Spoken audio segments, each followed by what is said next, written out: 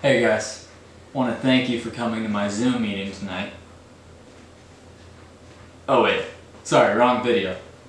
Well, I'm Jacob Madsen, and I'm here to talk about finance and stuff.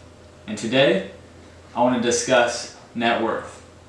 So in order to do that, I'm going to break down my personal net worth, and hopefully that'll give you an example of how to calculate your own.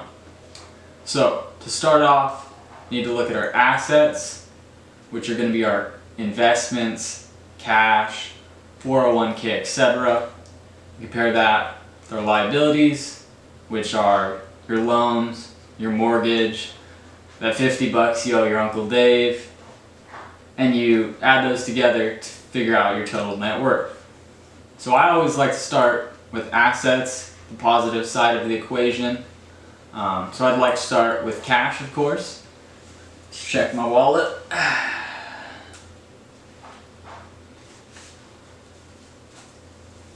So let's say I've got about $60 of cash. Next, I like to look at just your regular bank account, and I use a local credit union, which I have around $1,180 or so in there. And then next to that are online savings accounts, which I have, give or take, $3,200 in a couple of those. And then it gets to the juicy part. We're talking investments and stocks. So one account I use is TD Ameritrade. I use that purely for long-term investing, dividend stocks. That's just under $1,400. This is a touchy subject. Robinhood, I do have some money in there. I know they're in hot water right now, but I do have money in there.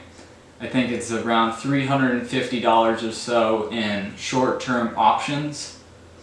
That's in Robinhood. And then the biggest one so far is going to be Fundrise, a real estate, pretty much a real estate privately held company. You just sort of buy shares in there. It's a pretty cool company, but I have around $4,000 in that.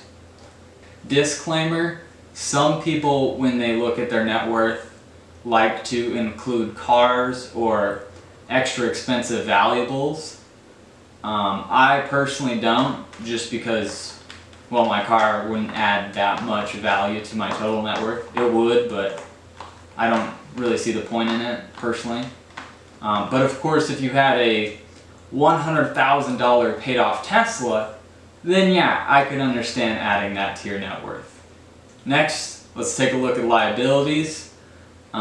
With that local credit union, I owe, what, $150, $160 on a monthly credit card that I make sure to pay off.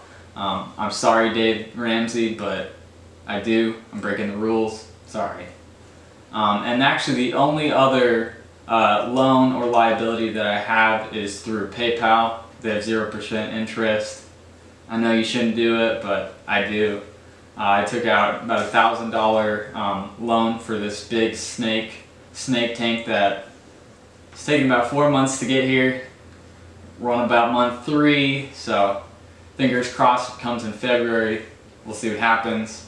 That loan is at about $950 or so, and those are my only liabilities.